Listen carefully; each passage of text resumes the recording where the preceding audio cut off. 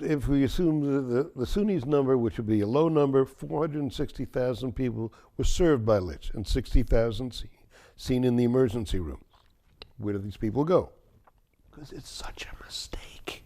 It's creating 500,000 enemies. 80% of them are going to go to Brooklyn Hospital. To expect them to essentially double the number of patients coming that they're serving and the number of patients coming to their emergency room. Methodist Hospital used to be great. Now the paramedics tell me the ambulances are lined up outside waiting to drop off patients. Maimonides is described as a zoo, Grand Maimonides, a zoo. So just taking out LICH puts a tremendous strain on everybody else. And that kind of strain results in death. I mean, people are going to die. So people are going to die, and it's going to be the most vulnerable will suffer most and die first. And that's kids and elderly.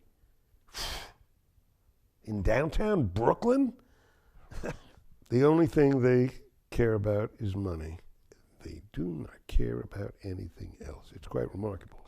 And I went face to face, this distance away from the principal in the Fortis group, you know, and I had 20 seconds or something, and I told them, people are going to die from what you're going to do, and you will be despised, and your family will be despised, and the Hasidic community will be despised. This is evil. And he heard me, and his eyes didn't leave mine. He was there. So he at least, the words got towards him. I don't know what got in. But I'm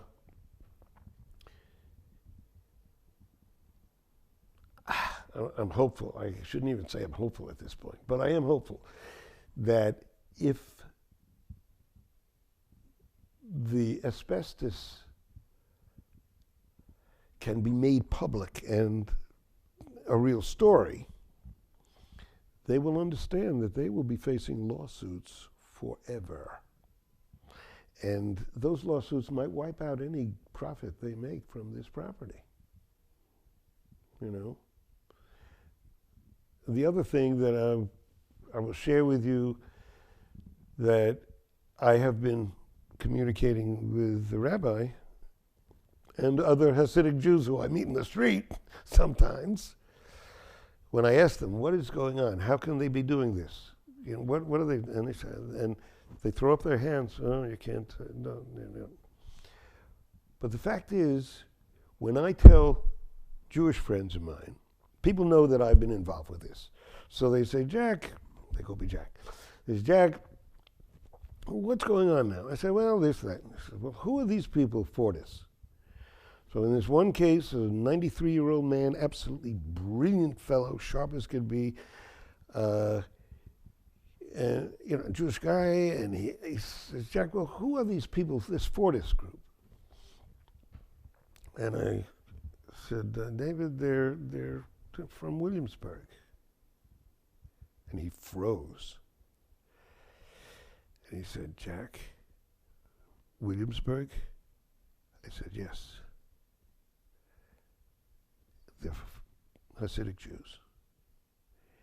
He said, and this is a 93-year-old man who's seen a lot of life, Second World War, Korean War, blah, blah, blah. Sophisticated guy. Long conversations with Eleanor Roosevelt. Sophisticated guy. And he said, Jack, no, don't tell me that, Jack. That hurts so much, so much. Another story.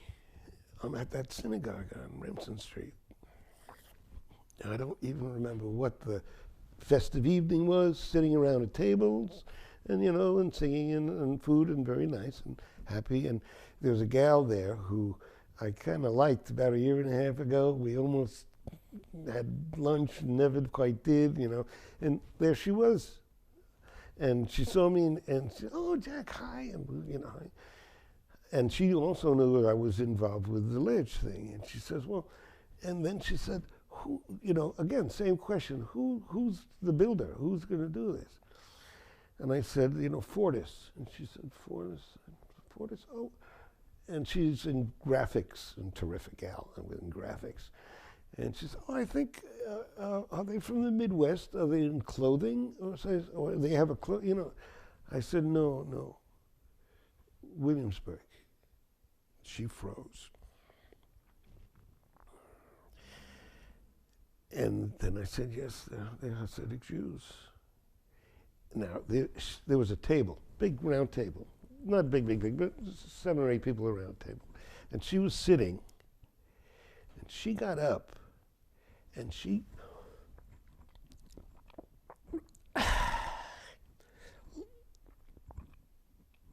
leaned across the table, flat out on the table, and yelled out, no, no, no. This is what Jews are feeling. What others will feel will be different, but no less passionately in pain. But it will be, I don't know how to communicate this, but I'm trying. Because it's such a mistake. It's creating 500,000 enemies. And it's justified. They be despised for this. They don't care. And another Hasidic fellow who I was chatting with, and we got into a nice discussion about it, and because he knows some people in Williamsburg, blah, blah, blah. I'm trying to... Anyway, his response was, well, Hashem. And I said, no, not Hashem.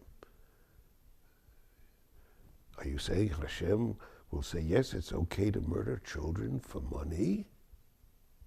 No. No Hashem for this. No protection from Hashem.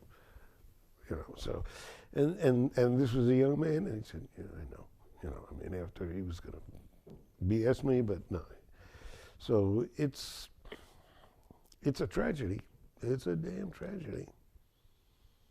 And it's so short-sighted, because the Hasidic Jew lives in Brooklyn more safely and more happily than anywhere in the world. Tel Aviv, forget it. Where else? Brooklyn. And they're going to risk that? It's a terrible time to create enemies.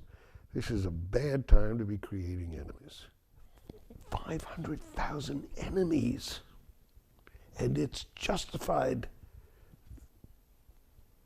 They be despised for this. They don't care. I told them, people are going to die from what you're going to do. And you will be despised, and your family will be despised, and the Hasidic community will be despised. And this is evil.